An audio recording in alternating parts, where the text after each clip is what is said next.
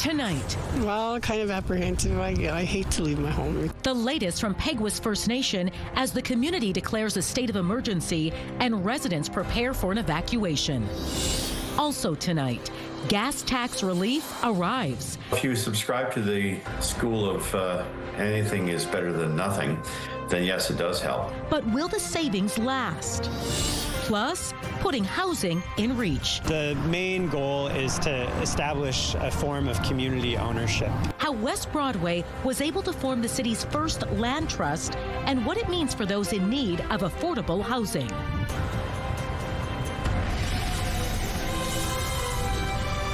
CTV News. Live from downtown Winnipeg with Marilee Caruso. Good evening. Thanks for joining us. Peguis First Nation has declared a state of emergency as the flood risk is now said to be a certainty.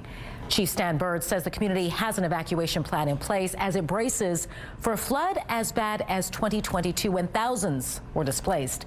Standing by live in Peguis First Nation tonight with the very latest is CTV's Jeff Keel. So Jeff, what can you tell us about the situation there on the ground? Community members and volunteers are working as fast as they can to protect as many homes as they can. Take a look here, Marilee. You can see a large pile of sand and people are shoveling, filling sandbags, making them here. Trucks are then coming in, hauling those sandbags away to the homes in need of protection, hoping to shore things up before those floodwaters come. Like a fortress, Angela McCorster's house is surrounded by a high wall of sandbags. It's built above the water level from the last flood on Peguis First Nation, so she hopes this is enough. We don't know yet, but usually we're the first ones, one of the first ones to go. The First Nation has declared a state of emergency as they prepare for what could be a severe flood like 2022, where more than 2,000 people had to leave. McCorster worries about being displaced as her home is near the river.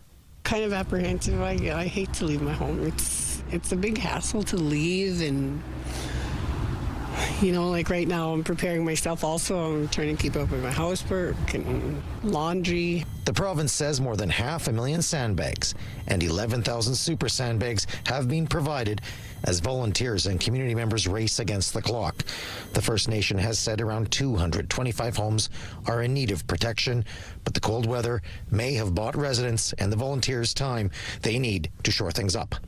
A lot of progress was made, including over the weekend, and flood protection for the homes there. There's still dozens more that need to get attention. One of them is this home, where Angela Flett and a crew are working to protect her cousin's place. We're sandbagging. She was calling, and I noticed this morning when I went to work that it hasn't been done yet. She let her cousin know her home is in good hands, as many showed up to pitch in. It is good. I actually sent her numerous pictures this morning. I said, don't worry about your house, it's getting done. And while the work to save property continues, it appears evacuations may be inevitable. Over the weekend, the chief said an evacuation plan has been developed and they will be sharing details with the community. If she does have to go, Angela McCorster says she'll be thinking about what she's leaving behind. Worried about what's going on here and, you know, like what are we going to come home to? A Fisher River Cree Nation, which is near Peguis, has also declared a state of emergency. The Premier says as far as flood preparations go there, things are in relatively good shape. So Jeff, do we know when evacuations could begin in Peguis? In the last hour, Marilee, we were told by a spokesperson for the First Nation that evacuations here will begin today. It will start with priority one people with health issues, living with disabilities, people who need assistance. And we don't have numbers on how many people that will be, but we have been told they have been notified. All right, thanks for this, Jeff. A 32-year-old man is dead after being hit while crossing a road in East Kildonan over the weekend. Winnipeg police say the man was crossing Henderson Highway on foot at Neil Avenue when he was hit by a northbound vehicle. The driver immediately called 911. The man was rushed to hospital in critical condition where he was pronounced dead. The traffic division is investigating and asks anyone with dashcam security or cell phone video from the time of the crash to contact police or Crime Stoppers. Some much-needed relief at the gas pump today as Ottawa's temporary suspension of the federal gas tax kicked in. Standing by live with more on the impact it's having is CTV's John Hendricks. So, John, how much are prices down tonight? About 10 cents, Marilee. In Winnipeg, the average price is now sitting at about $1.60 a litre, according to GasBuddy.com. Now, that is a bit of a break from the $1.70s that drivers were paying just last week. Today, our cameras even saw some places in the $1.50s range. But the reality is, filling up a four-door sedan is still potentially going to cost you around $88. Now, the federal gas tax holiday is bringing prices down about 10 cents a litre on regular gas and 4 cents a litre on diesel, but it's not a permanent fix. It only lasts until September 7th. And with the current war in the Middle East not showing any signs of slowing down, groups such as the Canadian Taxpayers Federation are calling on Manitoba Premier Wab Kinew to bring back the gas tax cut and make it permanent. It says doing so would enable Manitobans to utilize the savings to pay bills and support the local economy. It's an idea the Premier himself brought up just weeks ago. And with the summer months usually leading to higher prices in general, experts say it's likely prices will spike again. Because we're really only at the mid part of what could be, a pretty significant energy spike, governments are going to have to be seen to do a lot more than just, trim around the edges with temporary measures. Important that they take that position. It may not have been the right one, and I think the provincial government is going to have to contemplate doing the same thing as well. I know that Manitoba has come through a year of no provincial sales tax. It may very well be that they're going to have to contemplate that again. Now, while the Liberal government has argued that the tax cut is a prudent way to tame prices, the cost of doing so is around $2.4 billion. And at the same time, it's a measure that the Conservatives say isn't going far enough to meet the rising energy costs. Some are calling for the pause to be extended to the end of the year. So, John, how do gas prices here in Winnipeg compare to the rest of the country and the national average? Well, in a word, Marilee, better. The national average is close to $1.70, so gas is still more affordable here in the province, at least at the moment. But as we saw over the last few weeks, anything can happen. This is true. All right, thanks, John.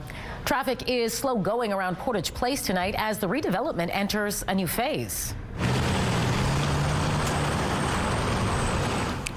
The deconstruction phase is over and crews are now assembling a crane for the building phase. Because of that, westbound Portage Avenue is down to one lane between Carleton and Edmonton Street now through Friday. That's expected to create some delays on Portage and the surrounding routes. People planning to drive downtown are asked to allow extra travel time and consider finding an alternate route. All right, let's bring Colleen Brady now and get a first look at your Skywatch evening forecast. The work week off to a not bad start, Colleen. Warm and certainly very windy today it was here in Winnipeg, to be sure. We've been on a temperature roller coaster, as you well know, throughout the month of April. This week, folks, will be no exception. We are on the upswing now, and we'll have a couple of pretty warm days ahead. Then things are going to change considerably. I'll show you how coming up. For now, let's take a look through the CTV Live Eye. It's brought to you by Bath Fitter, exclusive home of the Permafit solution. In Winnipeg right now, look at that blue sky. It's sunny and 15 degrees. Winds coming from the northwest at 22 kilometers an hour. The pressure's rising and the humidity right now, Marilee, is 40%. Thanks, Colleen. Mounties are asking you to be on the lookout for a suspect following an armed home invasion in northern Manitoba. It happened Friday night around 11 o'clock on Matthias Colomb Cree Nation.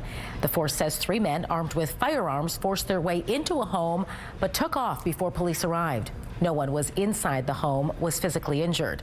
2 suspects were arrested in the community a short time later, but police are still looking for this man, 23-year-old Creedon Bighill from Winnipeg. He's facing a number of charges. Anyone with information is asked to contact Puckatawagan RCMP or Crime Stoppers anonymously. 3 people were taken to hospital after a fire broke out in a multi-family home early this morning. Crews were called to the home in the 400 block of Bannatyne Avenue shortly after 2 a.m. They attacked the blaze and were able to get it under control within about a half an hour. 3 people were taken to hospital. All are listed in stable condition. The City of Winnipeg's Emergency Social Services team is helping provide temporary support to displaced residents. It's not yet known what caused this fire or how much damage was done. Fire crews also responded to a blaze at a downtown apartment block this afternoon. A black smoke mark stretches from a window and across the outside of the building. Near Central Park, firefighters could be seen inside a unit. Outside the building was taped off by fire trucks and police cruisers, as well as 2 ambulances. CTV has reached out to the city for information. At this time, it's not yet known if there were any injuries or what caused this fire. A former chief psychiatrist for the province is challenging a provincial law claiming it could lead to wrongful detentions.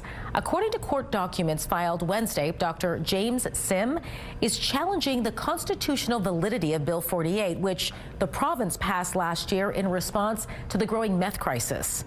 Under the law, people who are intoxicated and causing a disturbance can be held in a protective care center for up to 72 hours.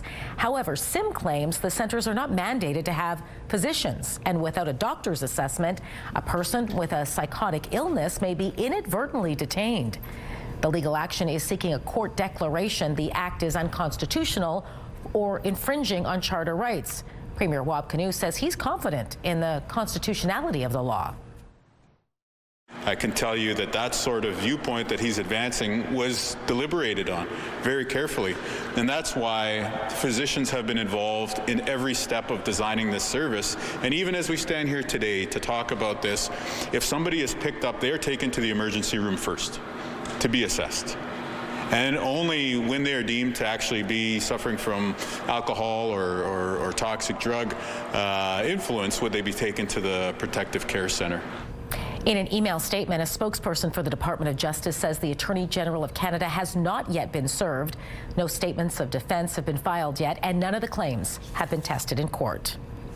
Winnipeg's West Broadway neighborhood is known for its towering trees, apartments, and turn-of-the-century homes. But shared home ownership is on the horizon. It's called a community land trust, and it's rare in our city. CTV's Joseph Bernacki caught up with the developers behind the project. Affordable home ownership. All cities thrive on it.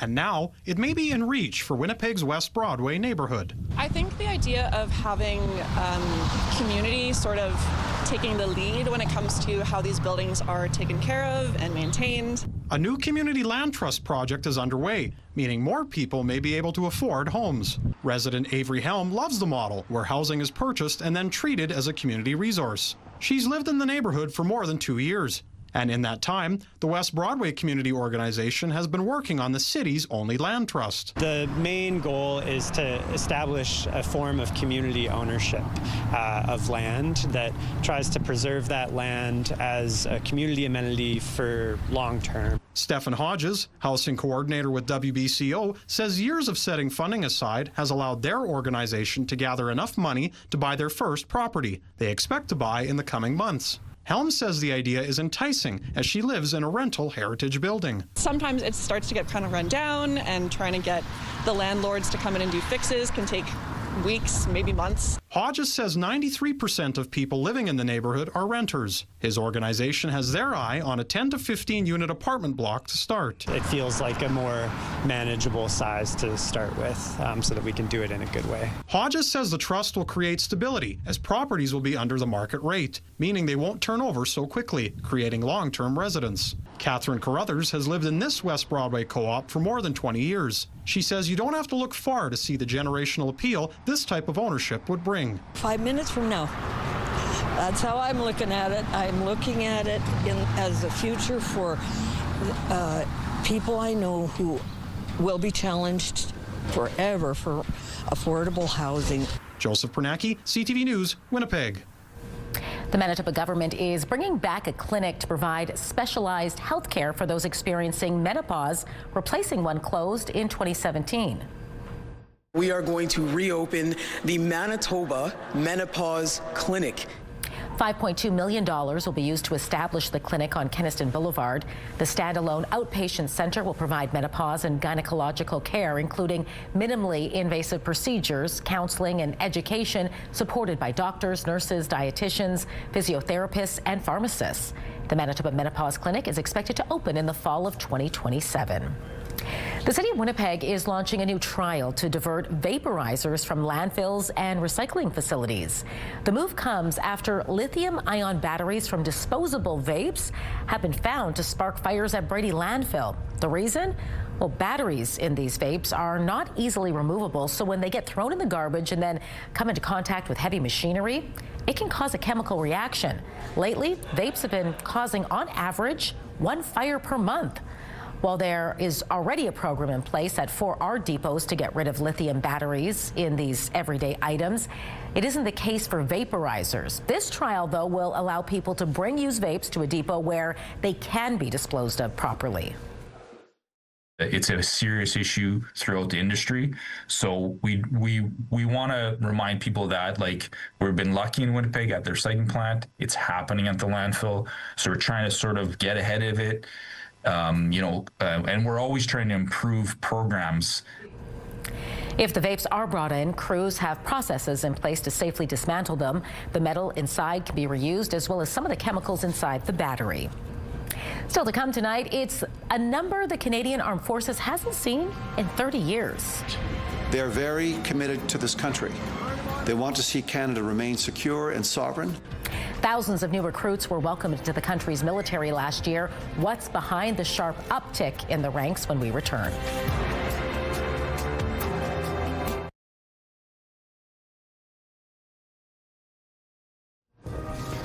Taking a look at the markets tonight, crude oil added $4.83. The loonie rose to just over 73 cents U.S. Gold futures lost more than $50. The TSX saw little change. The Dow Jones closed fairly flat, while the Nasdaq slipped 64 points. Winnipeg's home construction is off to a strong start this year. New data from the Canada Mortgage and Housing Corporation shows housing starts are up 24% in the first quarter compared to last year. That's triple the national average. Most of the gains were in row houses, while apartments also saw a bit of a bump. Single family and semi-detached home starts were mostly flat. A house fire in White Ridge left 2 pets dead. Firefighters were sent to a house in the 400 block of Scurfield Boulevard around 4 Saturday afternoon. All of the occupants of the house managed to get out before crews arrived, and no injuries were reported. Crews fought the fire and declared it under control within about an hour. The city says 1 cat and 1 dog were found dead, and the city's animal services were called in to provide support. The cause of the fire is under investigation. High oil and gas prices, fueled by uncertainty about the war with Iran, are all behind the latest jump in inflation in Canada. Last month, the rate rose to 2.4%, with the cost of fresh vegetables also spiking. It all comes as motorists got some relief today from the pain at the pumps. CTV's John Valley-Rao breaks down the numbers. At gas stations across the country, prices came down this morning. Cheaper gas. It's good for us. As the federal government's pause kicked in, removing its excise tax on gas and diesel. So today is a 10 cents lower. Hope it's continued to decrease more prices. They realize everybody's suffering quite a bit, and I think it's a great thing. In Toronto, at some stations, the price fell below $1.60. This is the latest inflation data, reflected the recent surge caused by the war in Iran. In March, gas was up 21%. Statistics Canada's biggest monthly jump on record, and it helped to drive up overall inflation to 2.4% in March, though that was still below what economists had forecast. So everyone knew that we were going to see a big jump in the numbers for gasoline. We saw it at the pumps, and now it's showing up in the StatCan data. At the grocery store, food prices also rose, up 4.4% on an annualized basis, while notably fresh vegetables were up almost 8% compared to last March, their biggest increase in more than 2.5 years. Everything has gone up in price. I mean, absolutely everything. You just have to be a lot more selective. Like, you have to plan a lot more in regards to what you want to buy. StatsCan mentioning cucumbers, peppers, and celery, saying they were up notably because of production challenges in some supplying countries. It will affect every household, but lower income households, a bigger proportion of their total budget goes towards food. So this is particularly harmful.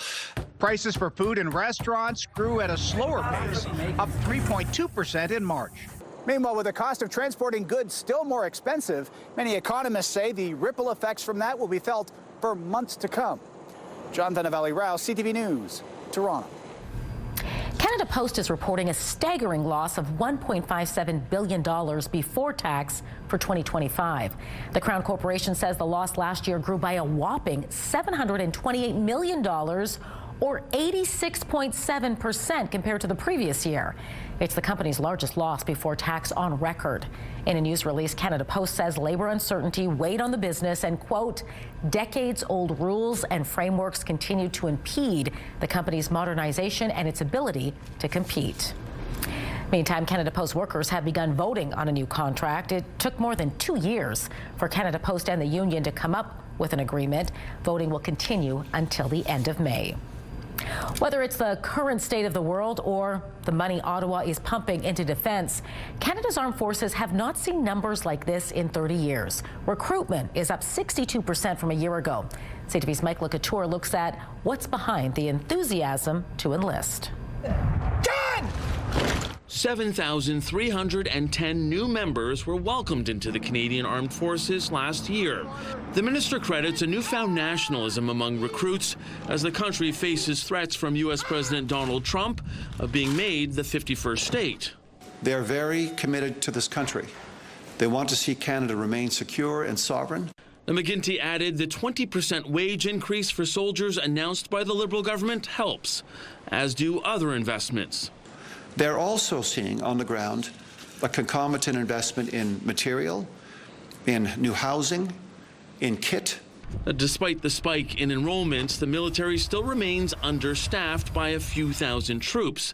Add to that an attrition rate of 8.5%, which makes it more difficult to hit the goal of 71,500 troops by the year 2029. Retention is another obstacle.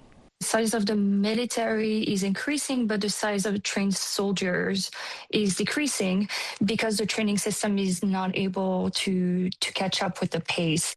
The Conservatives lay all the blame on the Liberals, saying it's a symptom of the last decade of neglect on military spending. Out of the 97 occupations that are in the Canadian Armed Forces, 27 of them are still at critical levels, that they may not even be able to fill those positions over the next 25 years. Now, the defense minister wasn't as forthcoming with answers when asked about the lack of progress on the purchase of new submarines and fighter jets. But there is a sense that the government wants more industrial benefits for Canada out of those multi-billion-dollar deals. Mike Locouture, CTV News, Ottawa. With the ceasefire set to expire Wednesday, the status of further negotiations between the U.S. and Iran remains unclear. The tenuous ceasefire was further strained over the weekend by renewed conflict around the Strait of Hormuz. Tensions flared up after the U.S. attacked and seized an Iranian cargo ship Sunday. It said was trying to evade its blockade of Iranian ports. Iran fired at vessels Saturday and abruptly stopped traffic in the strait despite promising to allow some ships to pass. Well, today, Tehran said there are no plans yet to attend any more talks with the Americans, but it wasn't ruled out. Donald Trump expressed confidence more negotiations will take place soon, while warning of heavy bombing if there's no agreement before the ceasefire deadline. The U.S. president also indicated there will be no extension to the deadline and the blockade will continue. Closer to home, the Winnipeg Model Railroad Club's annual spring show brought together dozens of train lovers over the weekend. Check out all the details, the CN rail cars, even the service roads right next to the railroad. The club hosted the free event at the Charleswood Royal Canadian Legion. In some presentations, attendees were even allowed to operate the model trains themselves. President of the club, John Bates, says the age group of model railroaders is wide, from kids all the way to retired people, and adds the hobby brings many other transferable skills. There are many other hobbies within model railroading. You need carpentry, you need electrical and electronic skills, you need model building skills, you need painting, you need sometimes photography, many aspects to it. So when you get into model railroading, you will learn a huge number of transferable skills of all different types. The open house also raised money for St. Amant Foundation in honor of a club member who had a young relative assisted by the foundation. It's sad, there's no question. It was an extremely popular facility. North Kildonan bids farewell to a local landmark, but already there's talk of what will replace Harborview Recreation Complex. That story when we return. Wednesday is the first day of the long-range forecast for Winnipeg. It will also likely be the warmest day of the week with a high of 22, increasing clouds as we get into the afternoon. Now, the temperature models for Thursday in particular are all over the board. At this point, 20 degrees, our forecast high. Showers likely. There's also the risk of a thunderstorm. Then you can see that drastic change by Friday. Now, there is the possibility of a pretty significant low-pressure system affecting Manitoba, more so central and northern regions, and yes, even the Interlake where they don't need precipitation. We could see snow here on Friday. Yeah, I have to use that word again. 4 degrees, 3 on Saturday with a chance of flurries again on Sunday with a high of just 4 degrees.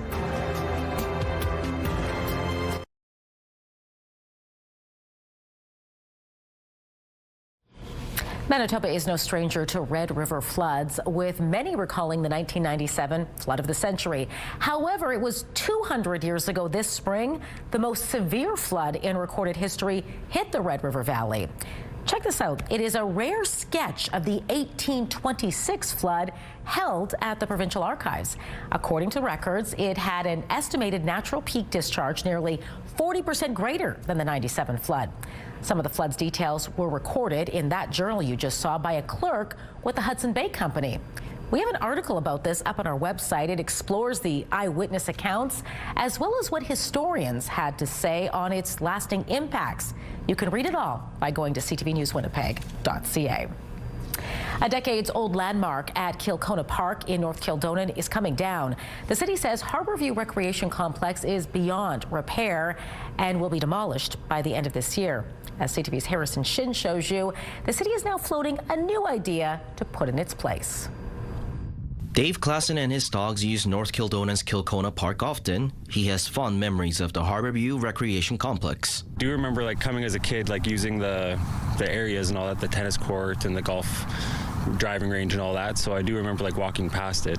Now, 46 years later, the complex will have to come down. The city says the building is, quote, beyond repair, requiring full demolition and redevelopment due to its age and condition. First opened in 1980, Harry Brochi's business, Lakeland Golf Management, has run the sports portion of the complex since 1982. It's sad, there's no question. It was an extremely popular facility.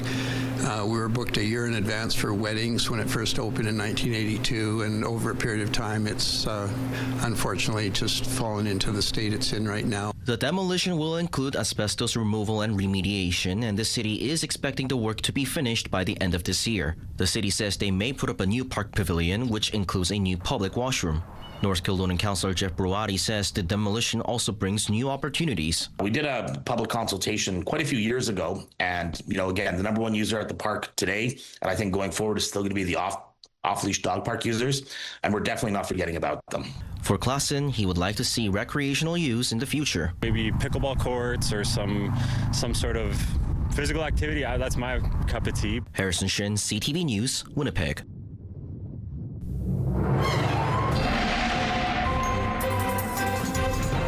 CTV Skywatch weather brought to you by South Beach Casino and Resort. Visit southbeachcasino.ca.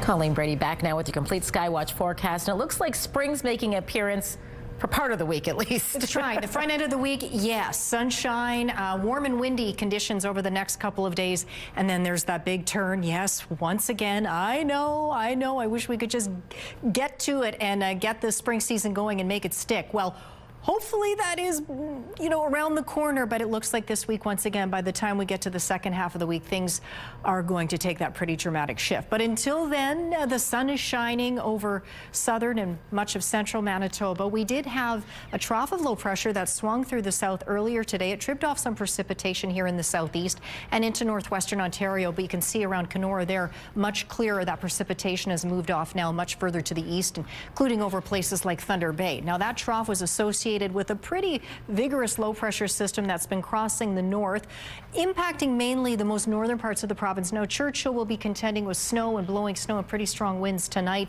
Any snow still hanging around the Gillam area, or any rain showers for that matter, that should come to an end this evening. Meanwhile, clear in the south this evening and overnight, east into northwestern Ontario as well. As we get into the early morning hours tomorrow, places like Swan River, watch out for freezing rain. There's a good chance you'll see some early in the morning, changing to outright showers as the temperatures start to warm up. But further north, Flin Flon and the Pas, flurries, maybe rain showers, another round of snow heading Lynn Lake's way tomorrow throughout the day. Doesn't look like it will be significant amounts, but it is another round of snow. And as we get into Tuesday night, that snow continues to shift further off to the east. Meanwhile, we're pretty clear once again here in the south. Overnight we go into Wednesday morning. Not much happening in the south, but again, that cloud and some of that precipitation, a band of freezing rain there popping up into Wednesday morning. Throughout the day, more sunshine here in the southeast, at least to start off the day. We'll see these clouds encroach ahead of that low pressure system you saw there off to the west heading our way. For tonight, no low pressure systems impacting Winnipeg. Clear. We drop down below freezing, down to -1. These northwest winds at 20 kilometers an hour should diminish fairly early this evening. Light winds the rest of the night. Sunshine and light west winds tomorrow morning, up a couple of degrees to 1. We should head all the way up to 17 tomorrow in the afternoon. Late in the day, those south winds will start to really strengthen once again.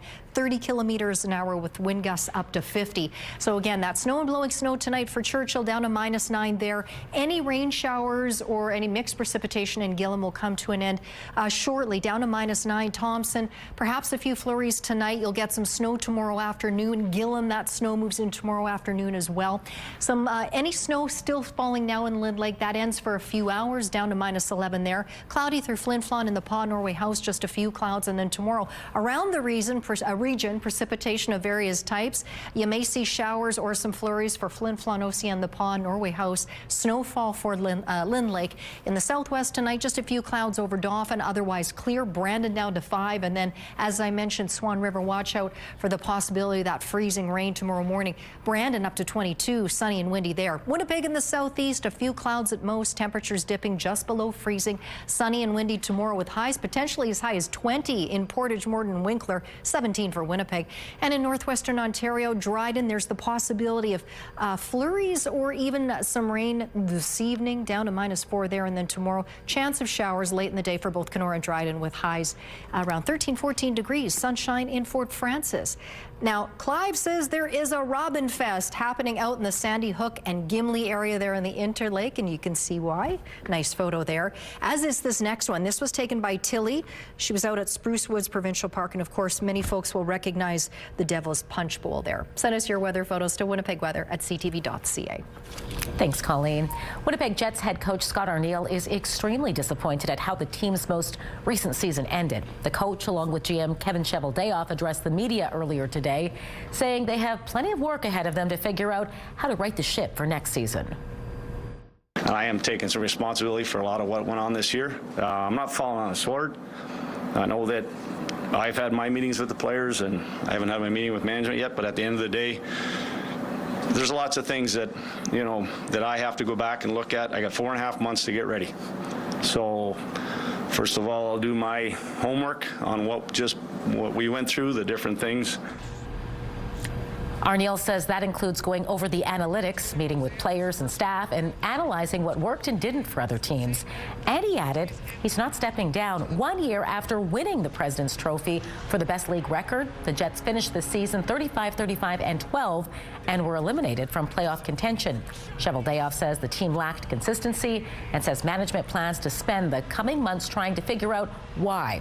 But he believes defensive structure was one of the team's key issues. I think, the hard part for us is, the critical questions we're going to, have to ask is, did we think we were going to get to college without going to high school? Did we think we were just going to get to the playoffs because we, past performance and the Jennings and the Presidents and all those kind of things? Did we skip a step? So that's where I have to grade myself too. Did I feel overconfident? Did I feel? Those are things that we're all going to ask. On Friday, players held their media availability and locker room cleanout with goaltender Connor Hellebuck, calling this year's results unacceptable. Meantime, the team announced it's agreed to terms on a 2-year contract extension with forward Cole Koepke. The club says it's valued at $1.45 million annually. The 27-year-old Minnesota native had 8 goals and 9 assists for 17 points across 66 games this season. He also led the team with 186 hits, averaging just 10.5 minutes of on-ice time per game. Koepke was drafted by Tampa Bay in 2018. This was his first season as a Jet. One of the most decorated players in Bombers history is retiring in blue and gold. Adam Bighill signed a one-day contract so he can officially retire as a member of the football club. The dominant middle linebacker played 6 of his 13 CFL seasons with the Bombers and racked up 430 defensive tackles during his time in Winnipeg. Bighill finishes his career as a 3-time Grey Cup champion, 3-time CFL Most Outstanding Defensive Player, and 6-time All-Star. Sportsmanship, it certainly goes well beyond just playing the sport. It's that time of year. Kids are learning to swing a bat or kick a ball, but it's also a great opportunity to learn about sportsmanship, some tips for parents and their up-and-coming athletes next in Medical Watch.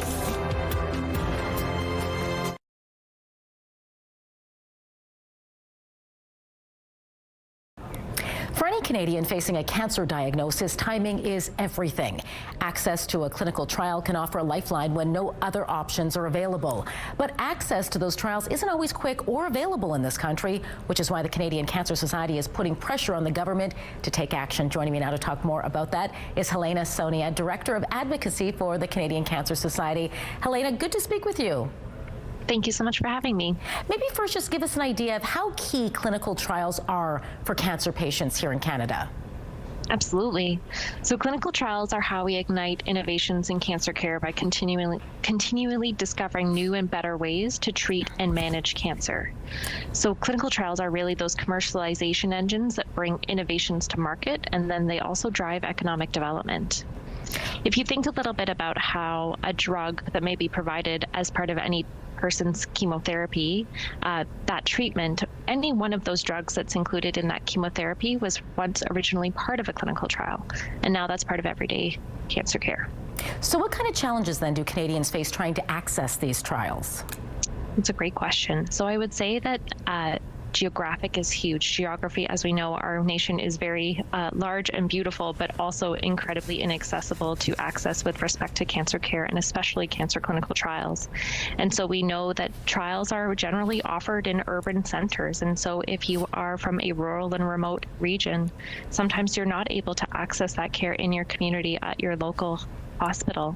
And so very often, you're not able to spend those out-of-pocket costs to travel into that urban center and then receive this clinical trial. That's one of the challenges to access that we find day to day in our work.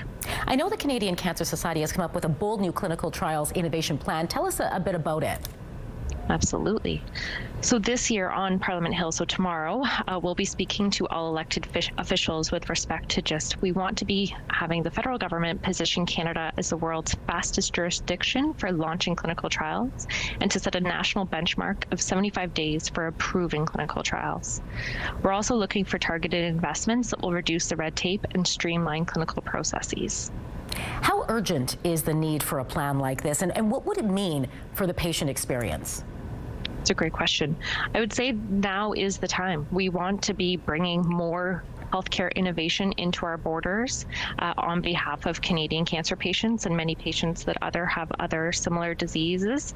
And so time really is of the essence because we know that we need to be making more innovative therapies for Canadians by Canadians and having those Canadians receive those innovations in our borders. We really want to be ensuring that our system is shored up to make sure that global companies are coming here to invest in our country. And currently, Canada is not a global destination for clinical trials launches, so we want to be changing that as part of our dialogue on the Hill. Well, I want to thank you so much for your time tonight. It was great speaking with you. April is Daffodil Month, so great time to have this chat. Thank you so much. I really appreciate you hearing our concerns today.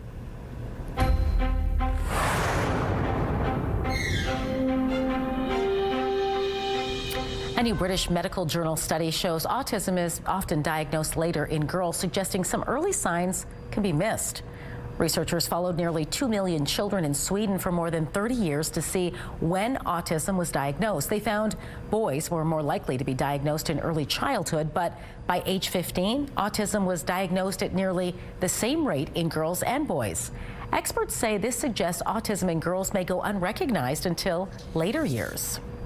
Spring sports are in full swing. Experts say along with physical activity, sports can help children with their psychological well-being, communication skills, and character development.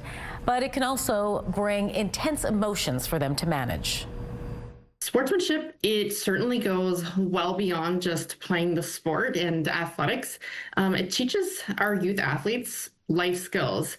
It teaches the youth athlete compassion, empathy, respect for others. This psychiatrist with Cleveland Clinic says parents can help teach children good sportsmanship by modeling the behavior they'd like to see. Think of having a positive attitude and then showing them how to win gracefully without being overly boastful and to accept defeat with dignity. When you're in the sidelines, make sure as a parent that you aren't yelling or criticizing any of the athletes, whether it's on, your child's team or the opponent's team.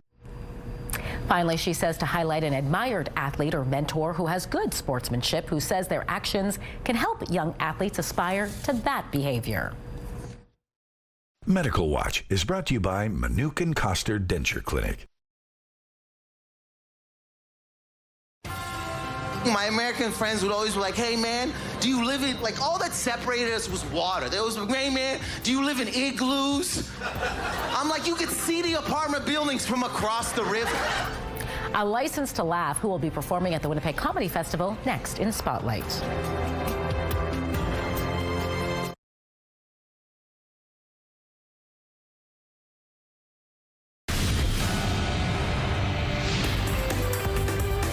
Spotlight sponsored by the Casinos of Winnipeg, presenting the Michael Jackson History Show. A whole week of laughter gets started tonight in Winnipeg. I want you to do everything in your power to get me cancer. Fast. Singer-songwriter and actor Jan Arden is just one of the hosts for the 25th edition of the Winnipeg Comedy Festival. Comedians include Sean Majumder, Brooklyn Heights of Canada's Drag Race, comic Dave Merhedge, and Chris Wilson. There are more than 85 comedians performing dozens of shows across 9 different venues. Several are already sold out, but you can find all the details and remaining tickets by visiting winnipegcomedyfestival.com. A Hollywood actress has co-created a comic book series set in Winnipeg. Kristen Kruk, best known for playing Lana Lang in Smallville, has dreamed up a 5-issue comic book series called Black Star. It tells the story of a group of magically inclined people who have been guarding Winnipeg for years from a historical point of view. It takes place primarily in the 1800s in the midst of skirmishes between 2 fur trading companies, Hudson's Bay Company and the Northwest Company. There is also a current-day plotline.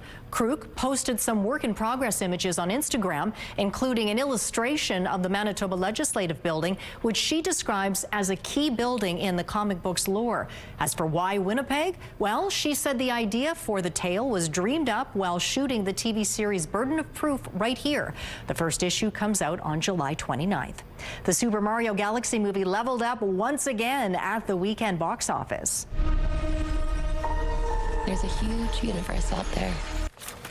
The video game adaptation led the way in ticket sales for a 3rd straight weekend, adding another $35 million U.S. across North America. Staying in outer space, Project Hail Mary, starring Ryan Gosling, remains in orbit in 2nd place with another $20.5 million. Lee Cronin's The Mummy spooked its way into 3rd with $13.5 million in its debut. Your Monday primetime lineup starts with The Big Bang Theory and Hockey Fanatics at 7. The Quiz with Balls comes next at 8. And Catch the Rookie at 9. It's all right here tonight on CTV. The fastest cubes in the West, why this group of Winnipeggers were speeding through a Rubik's Cube.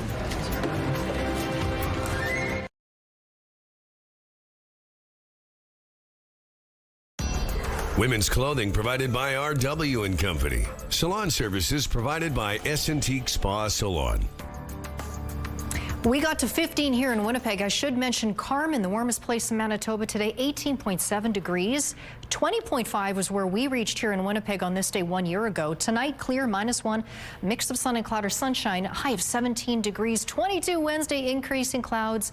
20 on Thursday, showers likely. Just 4 by Friday with the possibility, merrily, of snow. Yikes. Okay. Let's hope that changes before we get there. Yep. Solving a Rubik's Cube takes time, but these Winnipeggers we're about to see showed off their need for speed to solve their cubes. Yeah, you're seeing that correctly. That is a 7x7 cube. Speed Cubing Canada hosted the event at the University of Winnipeg over the weekend. Dozens of speed cubers gathered to find out who's the fastest. One of the competitors, Brad Shalin, says some kids can solve a cube in less than 10 seconds. What makes it unique is just the mental dexterity and the amount of memorization that goes into it, because I mean the kids who choose to do it are so involved in it and they're so committed to learning the math behind it, learning the algorithms, and it really is something that really helps exercise the mind. This was Salin's 6th time attending the competition with his son Rowan. Rowan, by the way, says cube solving is kind of calm for him, except when it comes to competition. That can be a bit nerve-wracking. Very impressive. Yes. Like the original cube isn't hard enough? Wow. Get it. I'm impressed. Yes. I used to just take the stickers off. Yeah, and I used to take the cubes apart and put them back together. Could never even think about getting to where you kids are. Nope. All right, have a